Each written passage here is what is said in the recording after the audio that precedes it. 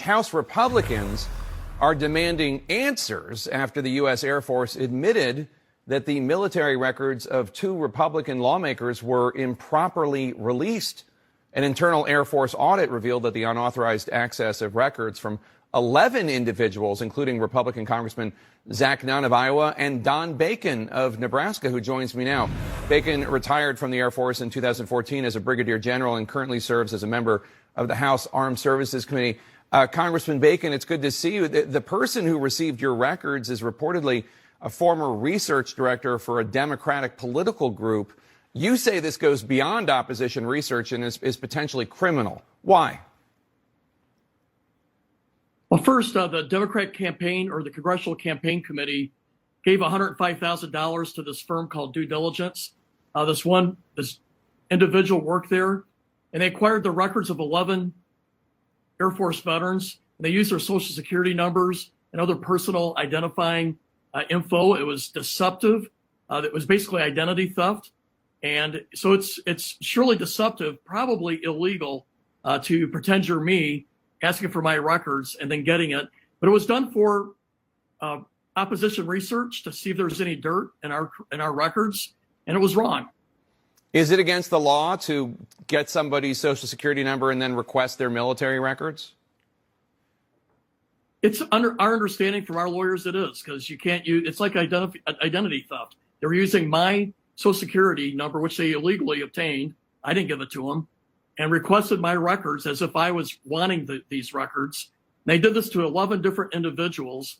And in my case, it didn't impact me politically as far as I can tell, but others had impact.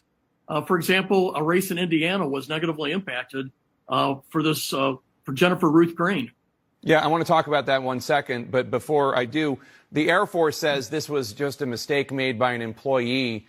But in a letter to you, the head of the personnel office wrote, quote, "Based on our investigation and internal audit, we determined there was no criminal action or malicious intent by the employee in the records brand. Nevertheless, we held our employee accountable for failing to follow proper administrative procedures," unquote.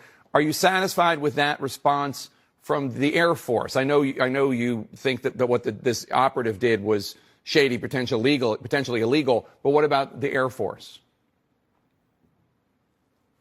No, I think the Air Force did right. They came clean. They took responsibility. They had accountability. They put fixes in place. They were honest. So I think the Air Force responded appropriately, and I thank the Secretary of the Air Force for that. I think the real culprit, as you mentioned, is the Democratic Congressional Campaign Arm, who is doing the funding for this research, and then using our Social Securities and what I think was illegal, but it was at least inappropriate, according to the Air Force, what they did. And the Air Force gave all this evidence to the Department of Justice. I hope the Department of Justice looks into it and holds people accountable. Let's talk about the Republican candidate running in Indiana. Her name is Jennifer Ruth Green. She was running for Congress last fall. She had her military records revealed during the midterm campaign, which basically forced her to publicly discuss a sexual assault she experienced in the Air Force. So these improper releases can have consequences beyond just politics. Yes, and I really appreciate you bringing this up or following up on it. She was victimized twice. She didn't want to live through this sexual assault experience again. It was her private matter. She didn't want to have to deal with it, but the Democrat operatives somewhere along the line released this data. She had to respond to it. I thought it was victim shaming by the Democrat headquarters in D.C. I don't know about her opponent. I can't tell that her opponent was behind this, but clearly Democrat officials in Washington, D.C. are part of the U.S. House of Representatives were behind this. And I know from talking to her, she felt victimized a second time, and it was, in a sense, a victim shaming.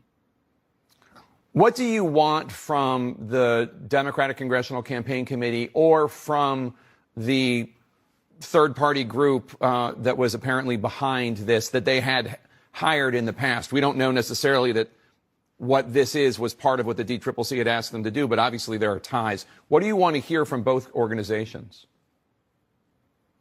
Well, the Democrat Campaign Committee or Congressional Campaign clearly paid for this research to be done. It was $105,000. We know that from their own reports.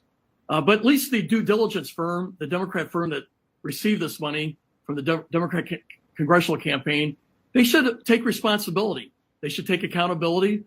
They should say if they did wrong, which they did. And I think they should come clean. And we should also know, where did this information go? Obviously went into opposition research. Was it sent to the opponents of these 11 Republicans that had this done to them? Was it used against them? So we'd like to know, how was this information used? Who approved it? Who knew when, and when did they know it? Going back to the Watergate days. Yeah. Retired Air Force Brigadier General and current Congressman Don Bacon of Nebraska, thanks so much for coming on to discuss this.